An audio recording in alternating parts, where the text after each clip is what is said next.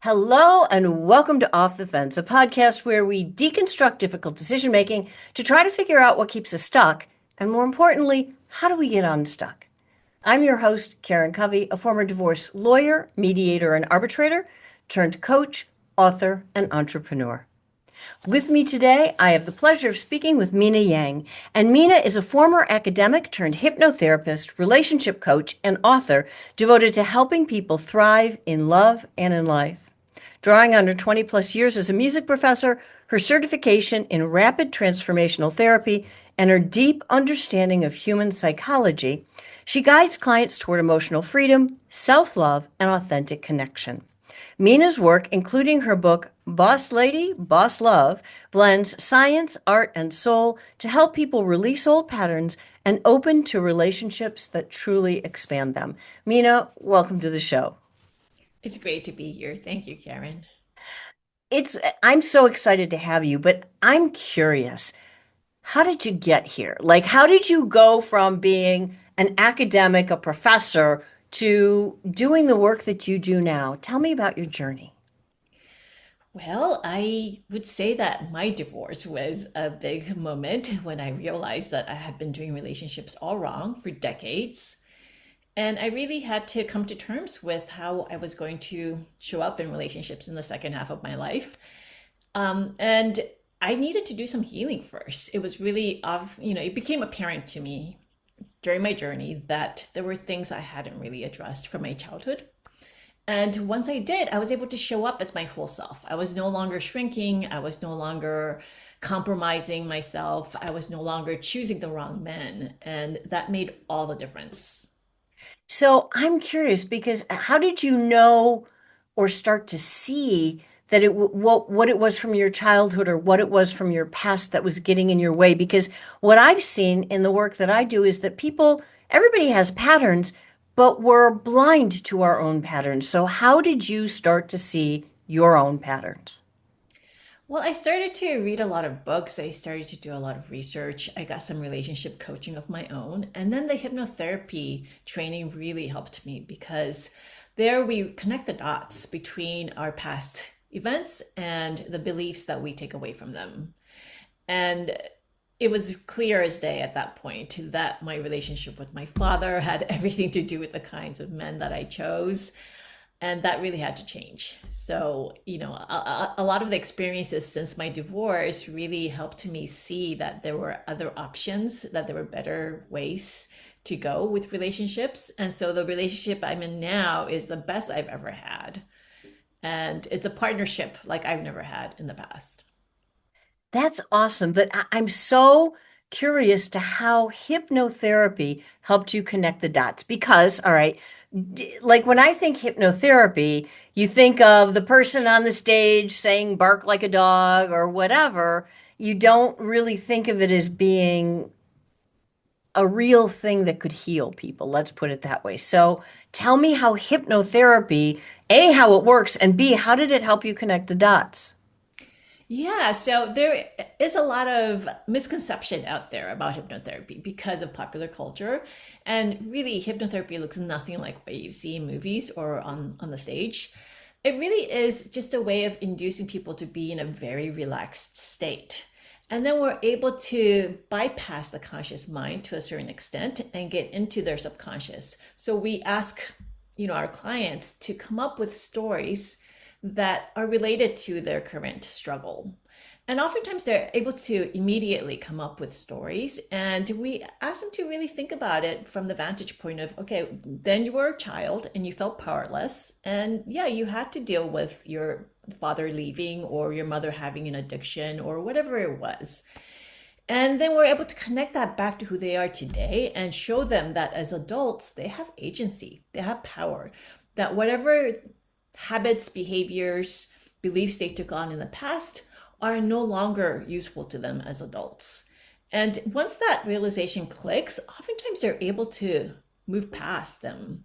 Other times we give them audios to listen to so they can rewire their subconscious mind. They can form new neural pathways, and that helps them to really take on completely new beliefs, which changes their behavior. Okay, so these recordings or whatever, like what do you give them? Is it like a guided meditation? Is it something that they wear headphones when they sleep and it talks to their subconscious mind that way? How does it all work? So it is a lot like guided meditation. So just as with guided meditation, you're prompting them to have certain thoughts in the front of their mind. And so they can do this when they're awake or even when they're asleep because their subconscious is always listening. But what's important is the repetition because the more times we repeat something, it's like practicing a musical instrument, for example. The more times you practice something deliberately, the easier it becomes and more of a default it becomes. And so this is the case with guided meditation, with hypnotherapy audios. They keep believing that, yes, I am lovable. I am worthy of receiving love. Should have the best love. You listen to that over and over, and you start to see yourself in that light, perhaps for the first time ever. And so it can really be quite transformative very quickly. Mhm. So what you're saying sounds a lot to me like affirmations. And I know people have mixed feelings about whether affirmations are good or bad, whether they work, whether they don't work. But how is these guided meditations, how the hypnotherapy, how is that different from just saying affirmations to yourself, or is it? There are some overlaps for sure. I think the power of hypnotherapy is in recognizing your very specific challenges and being able to point to really concrete instances of how you took on these beliefs. So, and then the recordings are very much customized to what your desired state is, what your struggles have been. And so it's really directly addressing your issues as opposed to something that's more sort of generalized. I think that's the power of it. And it's allowing you, it's not just me guiding them, but it's also allowing the client to connect the dots between different things in their lives. So if they see that they keep having this pattern of chasing emotionally unavailable men and they connect that back to perhaps a parent not being so present for them in their childhood, it just becomes kind of a light switch that gets turned on. Like, oh, that's why I keep doing this thing. And then the next time they go there, they're able to catch themselves and think, no, I don't need that anymore. I'm now an adult and I don't have the power. I do have the power. I don't have to go there anymore. Is it that they don't that they immediately see when they're choosing the same guy in different skin, like there is that the what happens to them, or is it that they see that same guy and they're just not even attracted anymore? Yes, that really does happen. And they're able to paint a picture of what it is they do want. They want someone who's going to be there for them. They want someone who is available to them. They want real love. And that was perhaps not really an available picture for them in the past. And so we paint that picture. They listen to the recording over and over, describing this picture that they described themselves at the beginning of the session. And so it becomes something very customized that they can really wrap their minds around. So why do though? I mean, I know something happened in the past, but like things have happened in everybody's past, right? Mhm. Why is it that something from the past keeps causing someone to choose the wrong person over and over and over? Is it always a big trauma, or what is it that can cause people to repeat the same patterns over and over? So it's unresolved trauma, right? Trauma is a psychic wound, basically. And so if that wound's never had a chance to heal, it's going to continue to bother them. So trauma is tricky because two people can have the exact same experience, and one will experience that as trauma and the other won't. And so a lot of it is the story we tell about what happened, about that event. And that's where the power of hypnotherapy comes in, because with hypnotherapy or through hypnotherapy, you can rewrite the meaning of that story. You can reinterpret it in a different light. And so instead of thinking that terrible thing happened to me because I am unlovable and no one will love me again, instead you can think, oh, I see. What happened there is a reflection of my parents' best efforts to parent me, but they fell short because they also had parents who didn't know what they were doing. And so it wasn't my fault. I tried to protect myself by thinking that no one loved me because it really is horrifying to think that your parents are not available to protect you, that they are somehow inadequate. So children take on the belief it's their fault. And so once you're able to rewrite that story and see it that way, it changes everything. You know what I love about that is that you're not trying to convince yourself of something that's not true. You're Mhm. not lying to yourself saying, oh, that didn't happen, that didn't happen. It's no, it happened, but how can I look at it differently? And that's big. Exactly. And that's why this is different from affirmations because I think with affirmations, people don't always believe what they're repeating to themselves. They Yeah. don't always, just by saying I'm lovable, it might not really sink in. But if you say I'm lovable in the context of this realization about how your past has affected you and how you don't have to have those beliefs anymore, then it becomes something that your mind can actually absorb. Yeah, I love that. I think that that makes so much sense. So let's put this in the context of a divorce. Let's say someone has just gone through a divorce and they're wondering, okay, what happened? What did I do wrong? What am I supposed to learn from this? All the things. Where do they start to figure that out so that they can get to the place you're at with a great relationship? I think that divorce makes a lot of people feel like they are failures, that they've been rejected on some level, even if they chose to go ahead with the divorce. So a lot of it is rewriting that story, right? That divorce is not necessarily a failure, that, they're just different chapters in life. And sometimes the last chapter has to close before we can open a new and perhaps better chapter. So that's one part of it. Another is going a little deeper and instead of blaming anyone, taking responsibility, including blaming yourself. You don't have to go into a whole self critical rumination about how you suck and how you did everything wrong. No, rather, it's about now, why was I driven to choose this man? Or why did I let the relationship get to this phase where it was unsalvageable? And when you do that kind of exploration, you might realize that there are actually deeper wounds that you need to address. And sometimes there are things you can resolve on your own through study and meditation and other methods. Sometimes you need help because there are things you can't necessarily see, especially if you're, really deep into these patterns and you need someone from the outside to say, hey, like maybe these are the things that are going on and you might want to consider taking on these other thoughts instead. How can you, when somebody's in that headspace, because the hardest thing I think is being open to being wrong. If that makes sense, being open to saying to yourself, there's a different way to look at this, and maybe it is me. How can you help somebody get to that point where they even admit that maybe it's me? Because people go through a divorce, it's like, it's all his fault, it's all their fault. Like, it's not me, it's them. And how can you help them turn the mirror around and say, no, in a very loving way, Mm-hmm. you had a part in this too? Mm-hmm. Mm-hmm.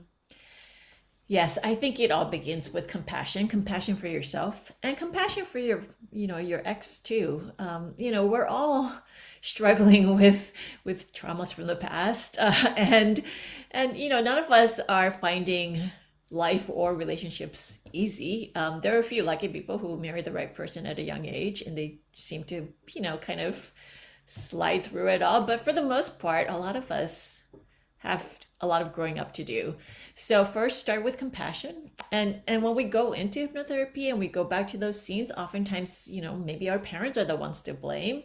But again, even there, it really helps to be compassionate and understand that they were trying their best and they had, you know, a lot of things that they hadn't really taken care of. Yeah, like nobody is perfect, right? But I Mm, think that to your point about compassion, um, blame and compassion live on opposite sides of the spectrum. And I Hmm. think that as long as somebody is trying to blame anybody, themselves, their parents, their ex, their whatever, you're still going to be caught in that loop, Yes. right?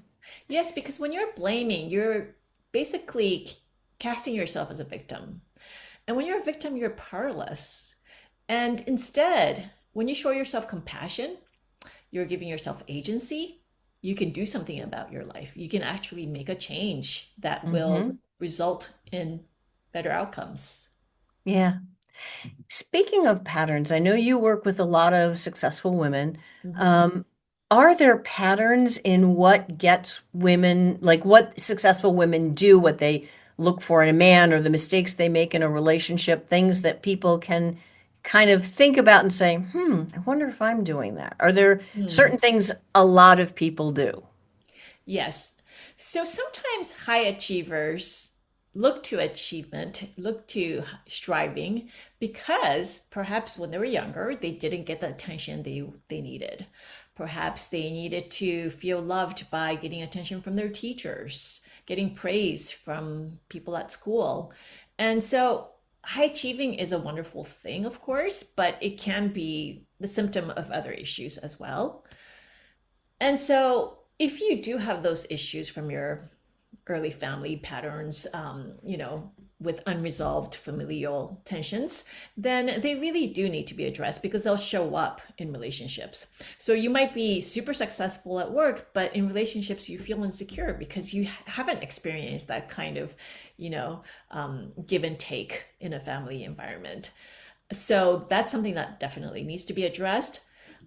Also, a lot of high functioning people perhaps overfunction. So they might feel that in a relationship, if they keep giving, if they keep people pleasing, if they keep putting in the effort, then things will eventually work out. And it rarely happens that way. You really need two people to show up as equal partners and be in a team together. But because high achieving people are often under this belief that they can just keep giving more and more, they get stuck in these relationships that really don't make them happy. That makes so much sense. I've seen that in so many of my clients, unfortunately, is that they keep covering for their spouse Hmm. and picking up the slack and doing all the things. And then what I've seen, I don't know if you could speak to this, is ultimately they build resentment. Hmm. You know, you start to resent your spouse or your boyfriend, your significant other, your whatever you've got going on, because you're like, well, I'm doing everything and you're doing nothing, Hmm. but you're doing everything voluntarily. Yes. And sometimes, the partner is ready to do more and to be an equal partner. Other times they perhaps chose someone who would never have planned to show up. And so, it really has to do with both the selection of the partner and then the kind of dynamic that you set up with them. Okay, And so, so let yes. me ask you the hard question.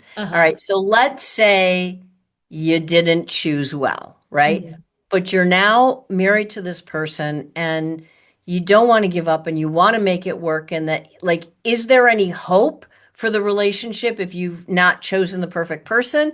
Or is it best to just throw in the towel and start over? I think it really depends on the situation. So, if you've done the work together, if you've gone to couples therapy and you've practiced communication techniques and you've done all the things and nothing is budging, then it's probably the case that you should start all over. And that's not really, again, I want to emphasize that is not a failure. It's just a sign that perhaps you've outgrown the relationship. Maybe you showed up in the beginning as someone who was okay with being a doormat and being a people pleaser. And you've finally grown into a version of yourself where that's not tolerable anymore. And that's great. That's a sign of your growth.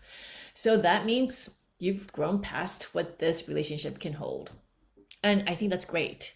It's not a failure. It's a sign of growth. I love that. I think that's so important because so many people they get stuck in the relationship and they don't want to give it up. They want to hang on. They want to make it work. So it's just, I can do this. Let's try harder. Let's keep going. Even though they've outgrown it, but looking at this as you've outgrown a relationship rather than you failed makes a huge difference in how you feel about it, I would think. Absolutely. And I also have found that with some women, I've talked to women who have never known anything other than that. So they desperately want to keep the relationship going because that's how they think relationships are. Maybe that was the dynamic of their parents. And they just can't even picture a healthy relationship of two loving people who are always there for each other. And that absolutely exists. And so I hope if anyone takes away anything from this, it's that that is a relationship that is possible for you and that you should absolutely have and, do whatever you can to have that because it is a huge difference from one to the other. That, you know what? This was just gold, what you just said, because I've talked to so many people who honestly don't believe it's possible. And in today's world, I got to say, we don't see so many examples of that. So if somebody, let's say they say, I don't want to just take Mina's word for it or Karen's word for it, I want to see it. Where can they go to find examples? Do you know of any? That is a great question because here's the problem. A lot of what we see in rom-coms, what we might read in, romance novels, they tend to emphasize the struggle and the tension and the drama, the yearning, because good love stories are actually kind of boring. Like with my current partner, we met and we got to know each other and we liked each other and then we grew to love each other. It's kind of boring. We don't have we really actually never fight. If someone were to make a movie about us, it would just put people to sleep. So I can't say there's like an obvious place to go to find those stories, but they exist. And the problem is when you've only known a relationships filled with strife, like perhaps your parents always fought, then what you're going to see out in the world are, conflict laden relationships because our brain looks out for things that are familiar to us. And so if Hmm. you're not used to relationships that are happy, then you're just going to ignore them. But I know a lot of people who are in very happy relationships for decades sometimes. Yeah. And so I know they're out there. It's just, their stuff is not the stuff of TV shows. Yeah, you know what? You're right. I mean, that's why all the courtroom dramas always have the big conflicts and the fights and the person on the witness stand who, who's lying and they break down and all the things that never really happen in court, Right. or they happen, they're like 5 minutes out of 5 years worth of courtroom drama, which isn't very dramatic. A lot of it is just boring. Yeah. But you're right, it makes terrible television. Yeah, and so people need to kind of switch off what they've taken from Disney movies and from, all the rom-coms and understand that real love looks really different from that.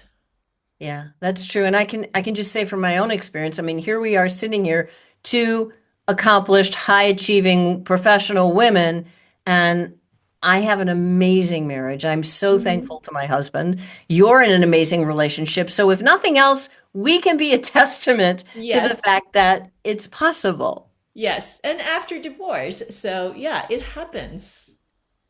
So what would you say to the person who's thinking, okay, I see these two. Maybe it happened for them. It could never happen for me. What would you say to that person to help spur them on and empower them to start this journey for themselves? Well, that's the thing, right? If you believe it's never going to happen for you, it becomes its own self-fulfilling prophecy. So first you have to abandon that belief. You have to believe that it is possible for you. That if it's possible for someone else, it's possible for you. Yeah. So let's say they say, all right, okay, maybe it's possible. Then what can someone start to do to open themselves up to see their own patterns, to not just see them, but change them so that they can get the love that they really want in their life? Where's a good place for them to start? Do they work with someone like you? Do they go to the self-help section of Amazon or Barnes and Noble? What do they do? Well, actually, as you mentioned in my intro, I wrote a book just about this. And so I walk women through every step, beginning with self awareness practices, because you really do need to understand who you are and why you made the decisions in the past to really get clarity on how to move forward. And then from there, I'll walk them through every step of, how do you get on a dating app when you're, 55 and divorced? How do you message someone you've never met before? How do you make sure that you actually meet in person instead of texting endlessly? How do you make sure they're not a scammer? All of the things that go into dating today, it looks quite different than what dating looked like back in the 1990s. So I walk them through every step of it. And and then if you need more help than that, yes, work with a coach like me, because I have seen the gamut of what people struggle with. And so it's pretty clear to me what direction I need to nudge people to in order to, really heal and really be able to find love that's really authentic and lasting. You mentioned something that piqued my interest, and I just want to know. I mean, I'm not on dating apps at all, but I've heard a lot of people who have been on them and some women who have gotten scammed in a big way. How can you, because if you're coming out of, especially a long-term marriage, but any marriage, any relationship, you haven't been on dating apps in a while or ever, and Mhm. you're looking at these guys and you're swiping whatever way you're swiping, and how do you know who's a scammer and who's for real? Yeah, so if it's too good to be true, it's not true. So scammers present themselves in these wonderful packages. They're usually, very good looking. They're usually, pictures of models stolen from the internet. They present themselves as wealthy, as romantic, all the things that women desire. So be wary of anyone who just feels too good to be true.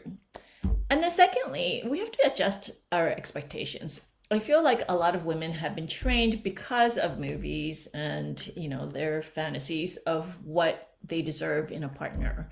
And oftentimes the emphasis is on more superficial qualities, like they have to be so tall, they have to make this much money, they have to look like this actor, and those things actually don't guarantee a good partnership. Like it doesn't matter if your partner is 6 feet tall. It matters if they're kind, if they're emotionally intelligent. And so I think that if you change your checklist to reflect the qualities that will actually bring you a better life, you are much more likely to meet an authentic person who will meet you halfway as opposed to a scammer who's looking for a quick win. What should women be, what should their radar be up about for scammers? Like, what, I don't understand. What does a scammer get out of this? What are they Well, trying they'll to often get? have some story about how, oh, I'm stuck overseas. Can you send some money so I can come and see you? Or, they might become close to someone. They might nurture the relationship over time and they say, hey, I just heard about this great investment opportunity. Would you like to, you know, come into it with me? So there are various methods. So really, if anyone mentions money at all, it's time to end the relationship. I would also say that most scammers are not going to meet you in person. So that's something you should try to do earlier rather than later. And so you should say from the right off the bat, I'm only interested in meeting people quickly. So this is, the app is just a platform in which to first initiate contact. And if there's any interest at all, we meet in person or we meet on a video call. So we know that there's a real person behind the profile. Okay, you just answered my next question, which is okay, we're going to go from the scammer to the ex-murderer. How do you know when, and how do you, as a woman especially, how do you keep yourself safe when you are meeting someone in person? Absolutely. Well, you can do, identity checks. There are sites that allow you to do those things. But also, you should just meet in a safe place. Your first meeting should be something really casual, coffee in a place with a lot of people. You should not reveal too much about yourself. Perhaps don't give them your real phone number. Get a Google number for the dating apps. So there are ways to protect your identity and to make sure that you just use common sense, right? Like you don't want to go hiking in the woods with a stranger. Yeah, You that don't, would be a bad idea. yeah, and you don't want to drink too much on your first date. You just want to make sure you are being smart about it and keep that first date short and casual and public. And then from there, you decide what's your next date going to look like. So I think that if you've met someone in person, the likelihood that they're a scammer is like it goes down dramatically, Yes, right? because a lot of these scammers are, from overseas.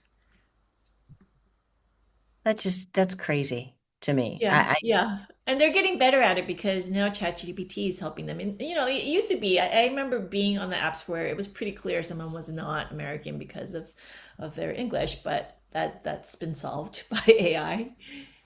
Oh, that's wonderful.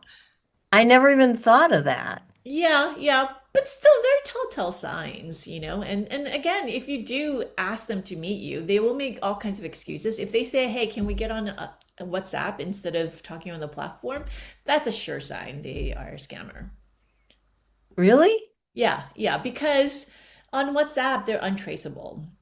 So and also a lot of Oh, people from outside of the US will use WhatsApp because it's yeah, then that's their true. phone numbers are, yeah, they're international numbers. So interesting. And it's so sad and scary that we have to have this conversation. I mean, does anybody meet the old-fashioned way? Like you just happen to be at a bookstore and you see somebody? Like, does that happen? It does happen, but it's more rare than ever because of a few things. One is COVID. People just don't go out as much anymore. There are Yeah. just not as many public congregations.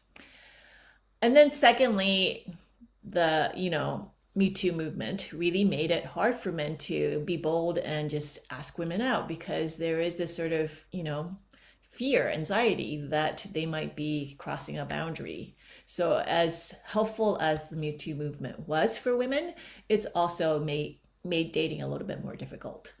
And then third is the dating apps themselves because, it's much easier for men to be rejected on an app. It's just like some random person out there, not a real human. If they ask you out in person and you reject them, that really stings. And so men are much less likely to actually ask you out. So apps are not the only venue. I think they're the most convenient because you can vet a great number of people. And I have met a lot of really high quality men on there. You do have to put some work into it, but they are there.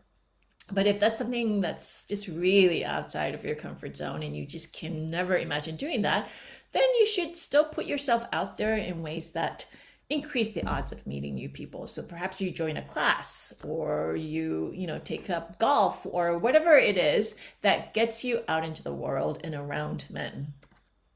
Yeah, I would think that taking a class means, something like wood shop, not baking.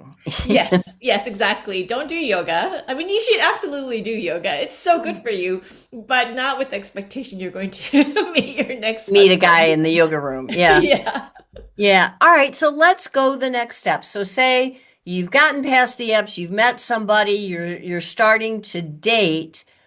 What are the red flags that you should look for in a relationship early on that say, you know what, this isn't the guy for me, or I'm repeating a pattern, or this is just a bad idea?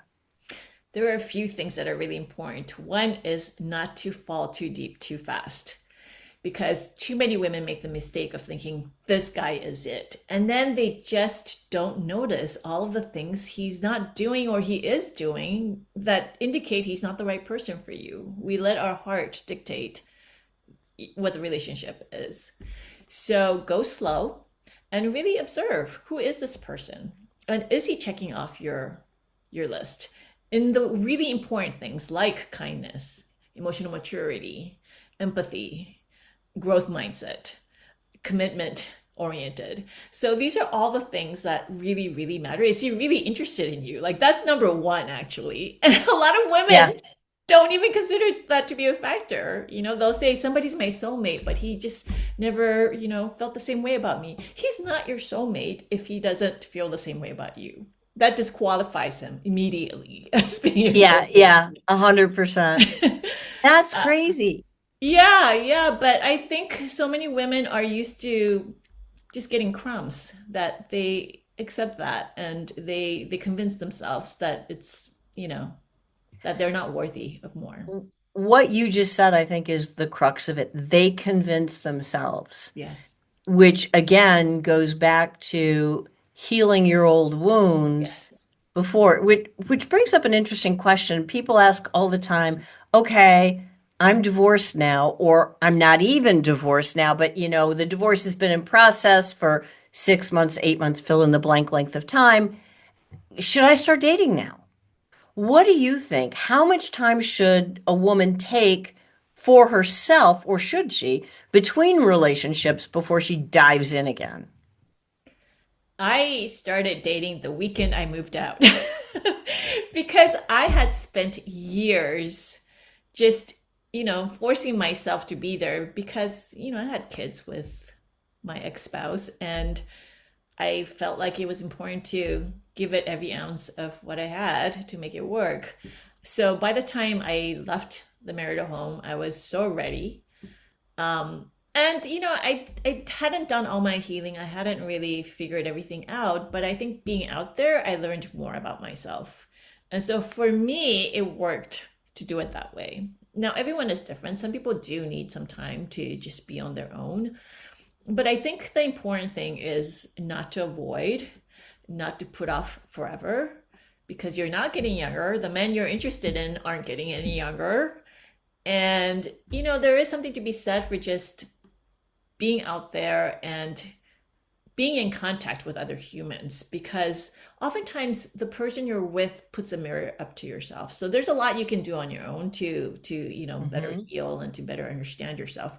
But the person you're with can also show you things about yourself you didn't realize. So I think that's an important part of this. So let me ask you, and tell me if this is too personal, but from the time you divorced till the time you met the man who you're in a great relationship with, how much time was that? So it was about 4 years, and I did have a few other relationships in the intervening years, and I learned something from each one of them. And then finally, he's the one who just kind of, it all came together. But I love that because I think what people mean when they say don't date right away or do date right away, whatever the advice is, right? Everybody's got an opinion. But the point of it is that you have to take some time to do your own work and you don't want to just go headlong into another relationship that you're head over heels in love and you just repeat the same mistake. Exactly, exactly. So hopefully, the divorce, the sort of the emotional turbulence that comes with the end of marriage makes you really reckon with what you need to reckon with because again it's not just other people you need to really it's not that men are bad that they're all like just rotten to the core that's a very unhelpful stance that some women take. Instead, we all have some responsibility in how we show up to relationships and in the choices we make. So let's start there. And, then you have a real chance at finding a much more fulfilling relationship. Yeah, it would seem to me if you have the belief, and I know plenty of women who have it, that men are rotten to the core, they're bad, they're whatever, then I don't know how you ever find a good relationship with a man if that's your core belief, because fundamentally, no matter who he is or what he does, he's rotten to the core. So, like, you've put yourself in a bit of a bind, I think. Yeah, yeah, absolutely. Because when you have that belief, you'll only see the bad aspects of a man, and we all have good and bad, right? And so if you come into a relationship thinking that somebody is bad, they'll prove that to be true over and over again. Yeah. But I love this. And I love the hope. right? That you give people and the way you empower women to say, no, you really can't find the relationship that you are looking for, the one that we all deep down believe that is there. But I think the unbelief, I don't know, tell me what you think, the disbelief that it's possible is a protection mechanism. Oh yeah, it is so much that because again, it goes back to your childhood. But if you experience that love wasn't always there for you when you needed it, you're going to carry that into your adulthood, and you're going to find partners who keep proving that to you that when you need them, they're not there, and you have to be okay with that. And it's not okay. And you don't Right. need to keep believing that anymore. You can shed that, and you can be, embraced by someone when you really need that. I love that. And Mina, you've shared so many amazing tips for people, but if you had to leave women with one last parting word of wisdom or parting words of wisdom, what would you say to somebody who has been through a divorce and is really looking for that lasting love? Well, start with the knowledge that it's never too late, that whatever we've experienced in life can be part of the foundation of a much better life, of a much better love, and that it's so worth having that. Yes, we can do life alone, and that's the beautiful thing about living today, that women can make enough money, they can, live in a beautiful house, they can have all the things, but it really is so much better when you share that with a partner. So I just really urge women to not give up and to know that it's possible for them, whatever their age, whatever their circumstance, and believe in love. I love that. That is the perfect way to end this conversation, I think. Mina, if somebody is interested in finding you and working with you and knowing more about you, where's the best place that they can go to find you? I would direct them to my website, which is www.minayang.com. You can also find me on LinkedIn. I'm very active there. So if you want to follow me, my post, please connect with me there. And you can just find it through my name. And I'm sure Karen will put it in the show notes. Oh, yeah. Everything is going to be linked up in the show notes, including a link to get your book, which should be amazing. So, Mina, thank you so much. I really appreciate your being here. I loved it. Thank you. You're welcome. And for those of you out there watching or listening, if you enjoyed today's show, if you'd like to hear more shows just like this, do me a big favor. Give this episode a thumbs up, like the podcast, subscribe to the podcast, subscribe to the YouTube channel, and I look forward to seeing you all again next time.